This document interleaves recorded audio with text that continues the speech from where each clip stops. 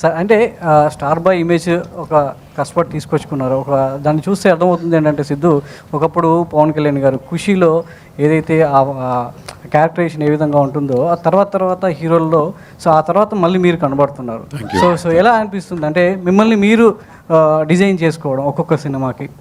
బొమ్మరిల్ భాస్కర్ మిమ్మల్ని ఏ విధంగా చెక్కారో ఆయన చేతుల్లో మీ చేయి పెట్టడం ఎలా ఉంది?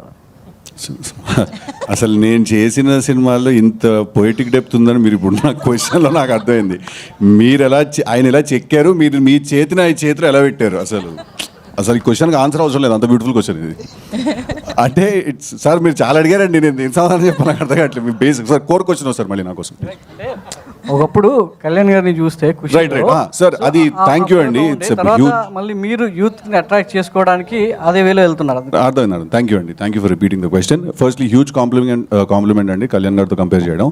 బికాజ్ ఐ థింక్ ఒక ఫ్రీ స్టైల్ సినిమాలోకి ఒక క్యారెక్టరైజేషన్స్లో తీసుకొచ్చిందంటే అది కళ్యాణ్ గారే. అదే అంటారు కదా, ఆయన తిక్కగా ఉంటుంది కానీ దానికో లెక్క ఉంటుంది బేసిక్గా, right? So method to madness అంటుందని. So thank you very much. I think అదేదో నేను ప్లాన్ చేసింది కాదండి, అది జరిగిపోయింది అలాగా. నేను చూసిన లైఫ్ ఎక్స్పీరియన్స్ అన్నింటిలో వాటిల్లో అన్ని కలుపుకుని ఏదో రాస్తే వాడు ఒకడు వింత మనిషిలాగా ఒకడు పుట్టేటిల్లు అని.